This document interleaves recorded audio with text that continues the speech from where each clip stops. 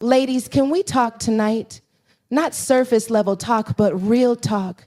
The kind that touches the places in your soul you don't always let people see, because I know some of you have been there. That moment when the silence gets loud, when he leaves and you're left with nothing but questions and a phone that doesn't ring. But then he comes back. And if you're not careful, you'll think his return is confirmation of your worth. You'll think it means you're finally enough. But sis, what if I told you that his return doesn't validate you? It exposes him. It reveals what your healing, your growth, your peace did in his absence. Leshan, we got to talk about this not just from a relationship perspective, but from a spiritual one, because sometimes when people walk away, it's not rejection, it's redirection. And when they come back, it's not always a blessing. It might just be a test. But I came to remind somebody tonight, you are not the woman you used to be when he left. When someone walks away from you, especially someone you care deeply for, it's natural to go through a whirlwind of emotions, confusion, sadness, anger, and that unspoken but deeply felt question, was I not enough? We start measuring our worth through the lens of someone else's departure. We replay conversations, dissect every message, overanalyze every silence, and wonder what we could have done differently. And when that person comes back after a season of no contact, it's easy to mistake their return as proof that we've somehow won their attention back, their interest, maybe even their love. But the truth is, someone's return is not a measure of your value. It's not a stamp of approval or a sign that you finally become worthy in their eyes. That return often says more about them than it does about you. It might reflect their confusion, their loneliness, or their realization of what they lost, but it does not define your identity.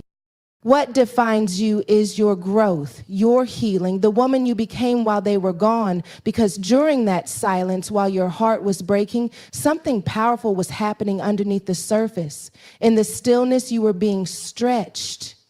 In the emptiness, you were being filled with something new, self-respect, clarity, and maybe even purpose. You began to learn that your worth wasn't in how quickly someone texted back, how often they called, or how consistent their attention was. Your worth started to be rooted in something deeper, something unshakable.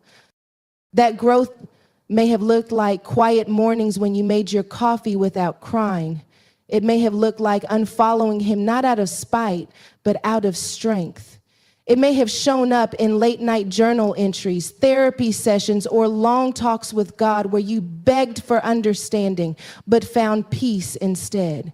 Your growth didn't come wrapped in a pretty packet. It came through pain, through letting go, through sitting with the ache of absence and not rushing to fill it with temporary comfort. And that process, that transformation, that's where your validation lives. You see, sometimes a man comes back not because he sees your new light, but because he remembers the access he used to have. He remembers the version of you that said yes when she should have said no. The woman who loved him through red flags, who gave grace beyond reason, who showed up even when he didn't ask her to. But what he doesn't know is that the woman he left is not the woman who's standing here today. The silence changed you, the space taught you, and now his return isn't a welcome sign, it's a wake-up call. This is the part they don't talk about, that sometimes people return not because they've grown, but because they expect you haven't. And if you're not rooted in your healing, you might mistake his reappearance as fate instead of recognizing it as familiarity. He might come back with apologies, with charm, with soft words and sweet memories. And if your growth isn't solid, you'll fall for potential instead of standing in your power. But sis, your growth was never about getting him back. It was about getting you back. The real you. The one who doesn't settle for bare minimum, who doesn't confuse inconsistency with mystery, who doesn't wait for someone else to decide she's valuable. When you start to grow, when you start to really evolve, you realize that peace is more attractive than passion that leaves you in pieces. You learn that presence isn't enough. It has to be purposeful. that love without respect isn't love at all. And that's why his return can't be your validation. Because if your worth rises and falls with his attention, you'll always be on shaky ground.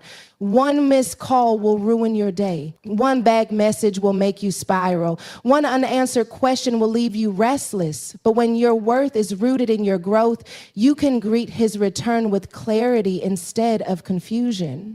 It's okay to remember what you had. It's okay to feel a mix of emotions.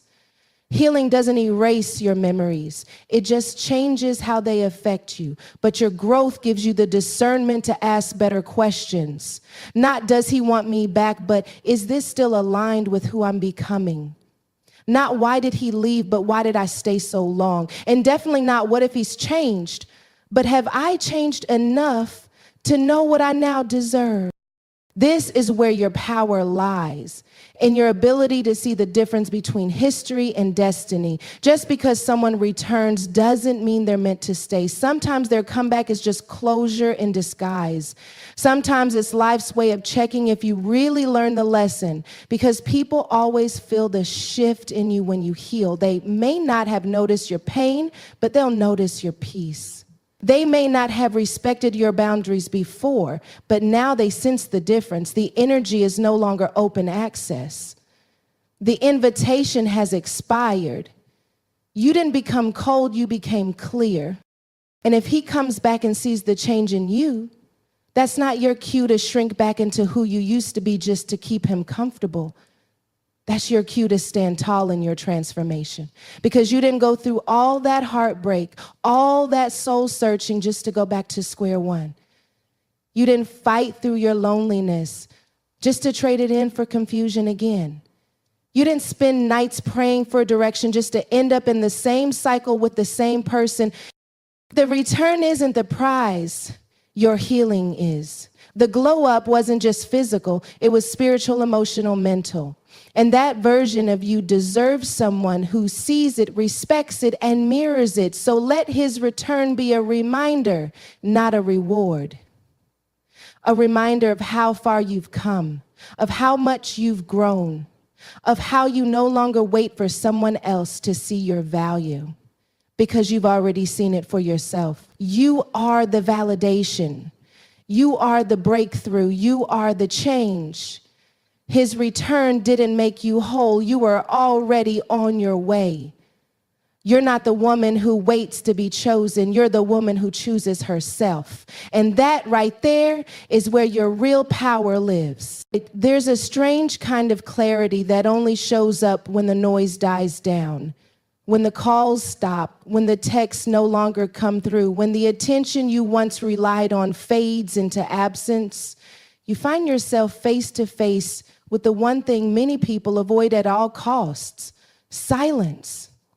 Silence is not just the absence of sound, it's the presence of truth. It's what settles in when distractions are removed, when emotional noise quiets down, and when the space someone else used to occupy becomes a mirror instead of a memory.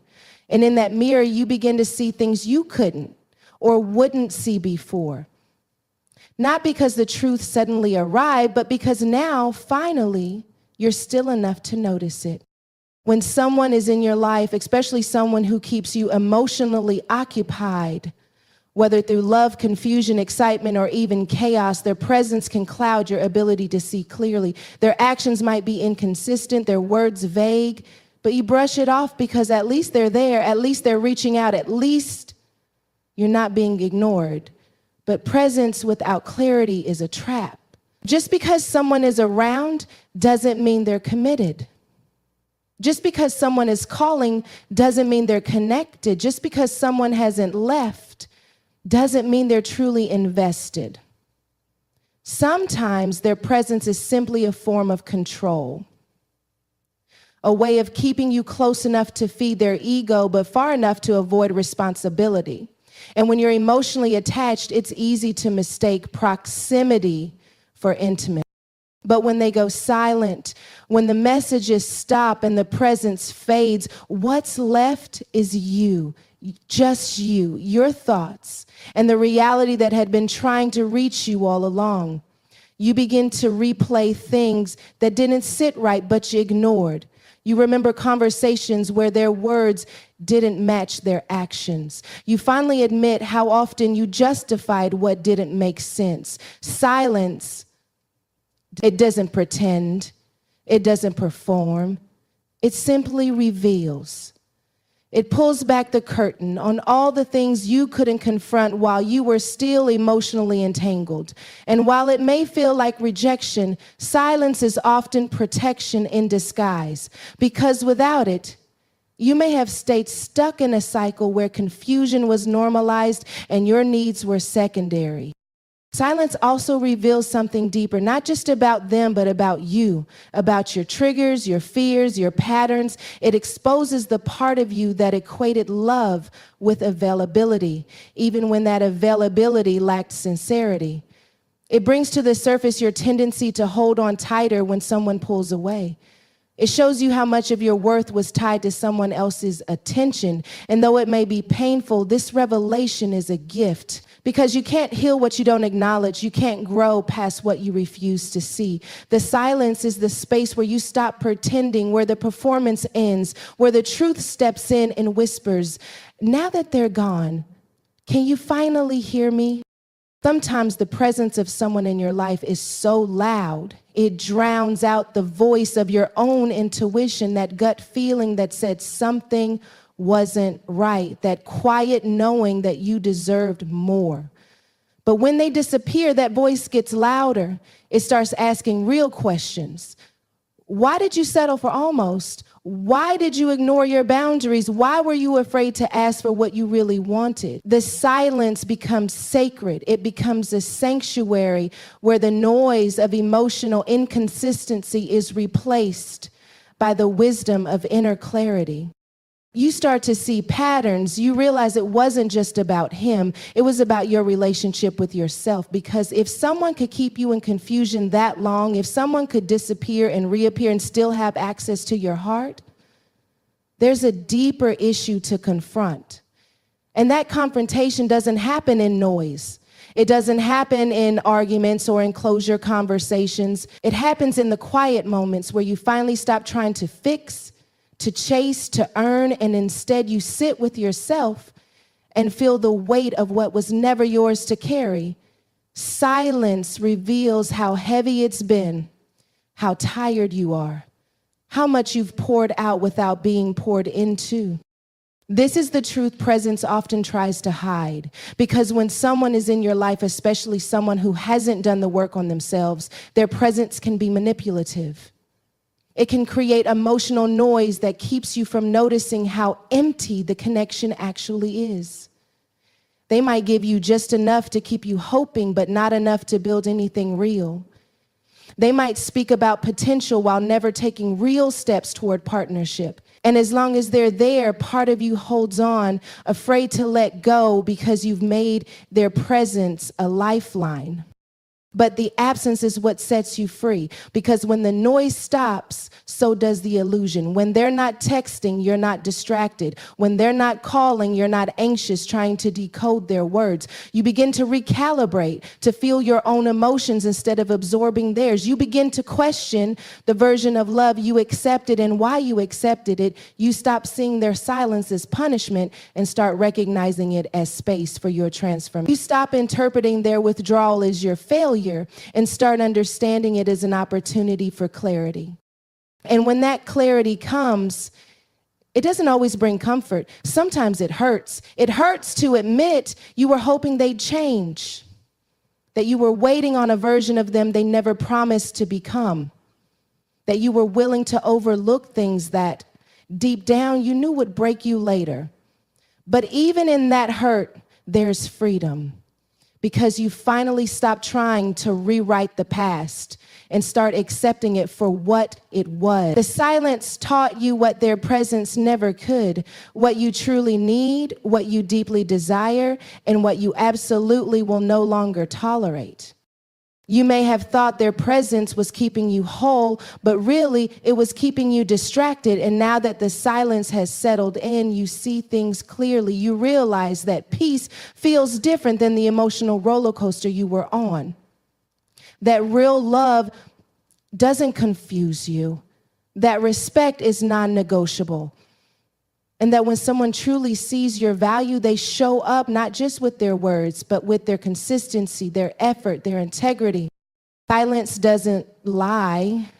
It just gives you the space to finally tell yourself the truth. There's something strange that happens when you start healing, when you begin to set boundaries you never had before, when you start telling yourself the truth instead of repeating old stories written in pain, when you stop blaming yourself for the things that broke you and start learning how to live beyond survival mode. Healing doesn't just change your mindset, it changes your energy. It shifts the way you walk into rooms, the way you respond to disrespect, the way you protect your peace. Healing transforms your inner world, but there's something most people don't talk about: what you attract while you're healing, especially what you start to attract back.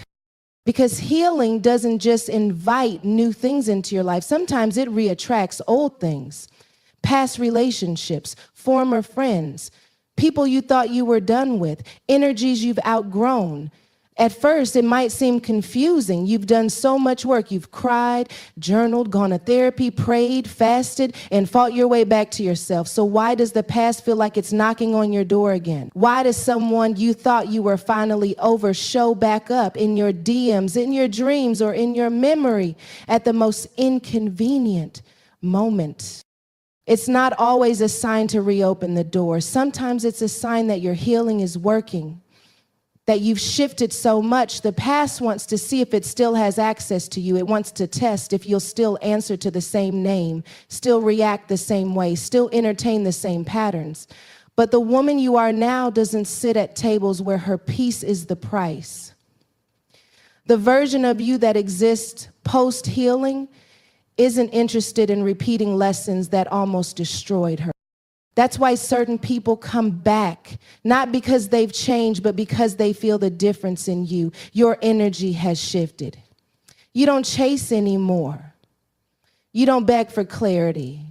You're no longer waiting for someone to choose you. You've already chosen yourself. And when you operate from that place, people who used to benefit from your brokenness start to feel that disconnection. They don't recognize the version of you that says no without guilt, that doesn't respond to breadcrumbs with open arms, that isn't moved by the same emotional games that once worked like clockwork.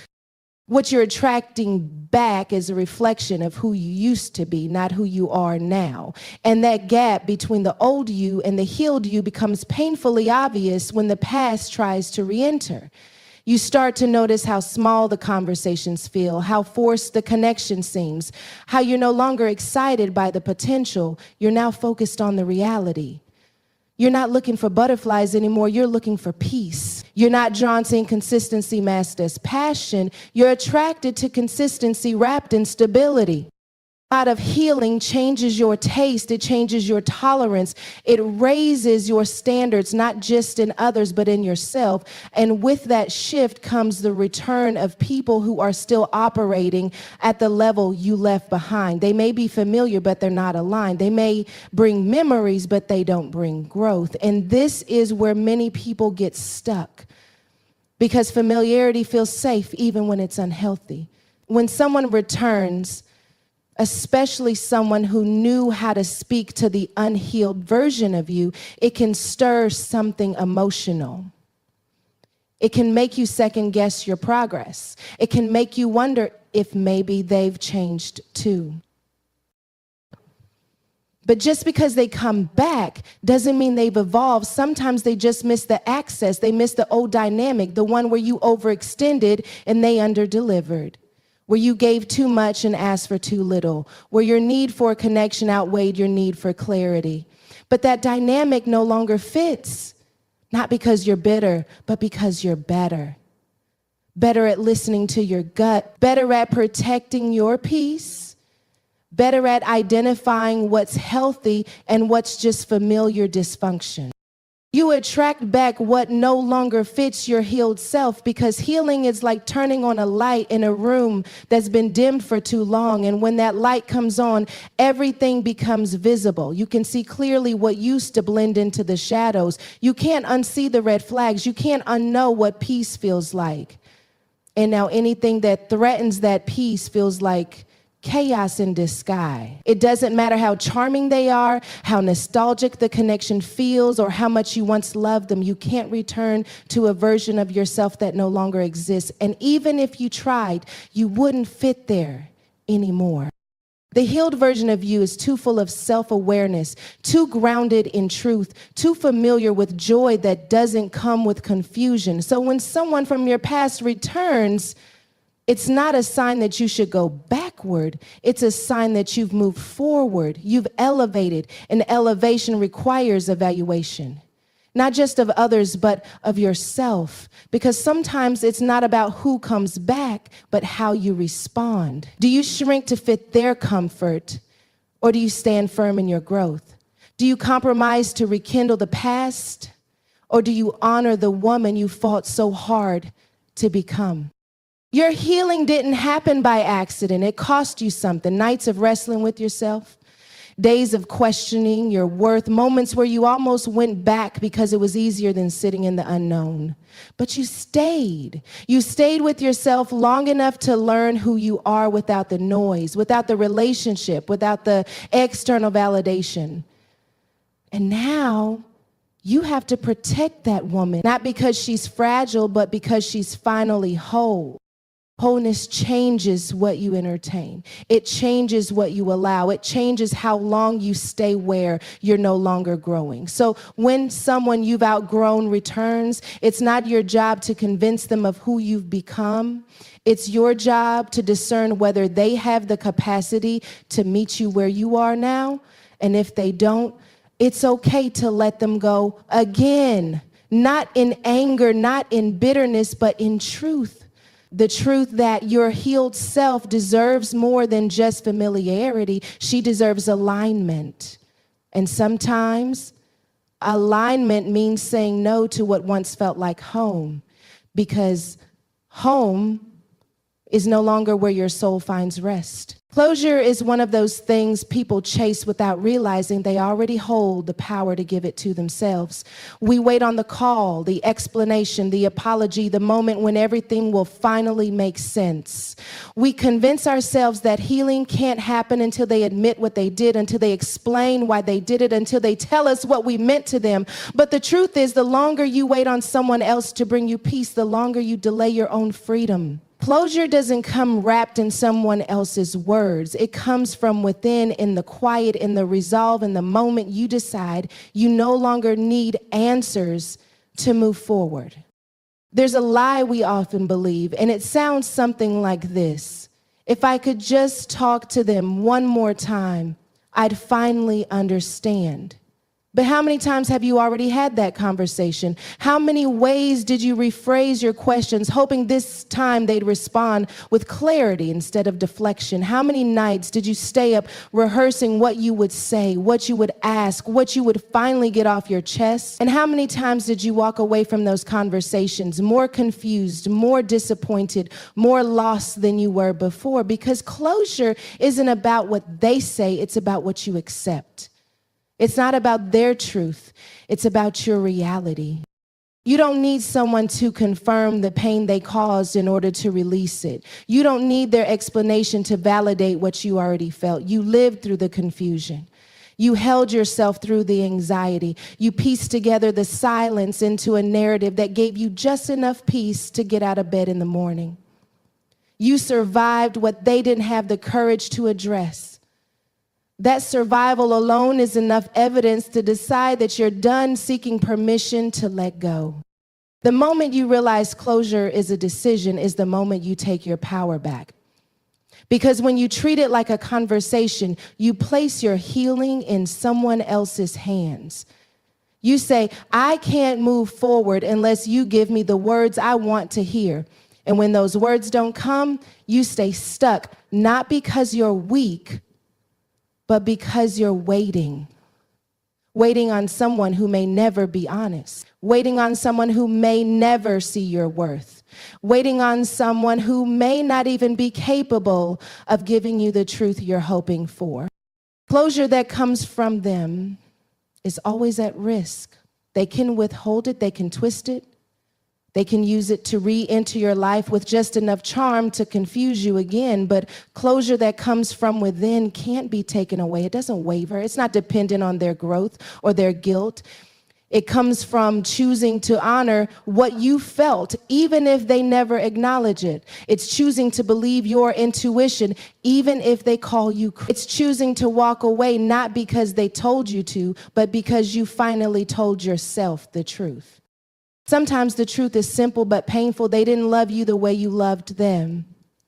They weren't ready. They weren't honest. They weren't for you. And even if they had reasons, even if they had trauma, even if they had struggles you wanted to help them heal from, it doesn't change the outcome. Intentions don't erase impact, and understanding their pain doesn't mean you have to keep experiencing yours. And have compassion without inviting chaos. You can forgive someone and still decide they don't belong in your life. We think closure is a final chapter signed by both parties, but sometimes you're the only one signing the page. Sometimes you write the ending alone. And that doesn't make it any less valid. You don't need a shared conclusion to know the story is over. You don't need their blessing to walk away. Your healing doesn't require their cooperation. You can close the book quietly on your own and still be whole. People often come back when they sense they've lost access. And sometimes the temptation to re-engage is strongest right when you've made peace. They might return with kind words, apologies, or confusion disguised as curiosity. How have you been? I've been thinking about you. I miss what we had. But you'll know whether your closure was real based on your reaction. If their presence still stirs chaos in your spirit, if their words still make you question what you already healed from, you haven't made the decision yet. But when you can hear from them and still remain anchored, when you can smile and know it's truly over, that's when you know you've made peace with the silence. Closure isn't dramatic. It's not always emotional. Sometimes it's subtle. It's the moment you delete the messages, not out of anger, but because you no longer need to reread the past. It's when you stop checking their page, not because you're forcing yourself, but because it genuinely no longer interests you. It's when you stop explaining to others why it ended and start talking about what you've learned since it did. Closure looks like self-respect. It looks like new boundaries. It looks like joy that isn't tied to someone else's behavior. It's not loud, it's steady.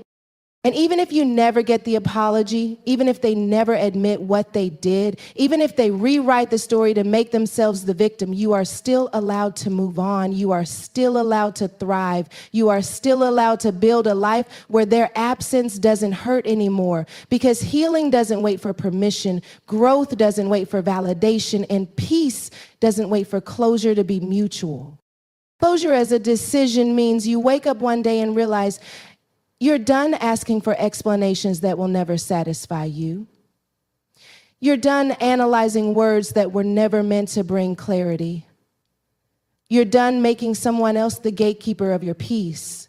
You give yourself permission to be free, to be healed, to be whole, even without their participation.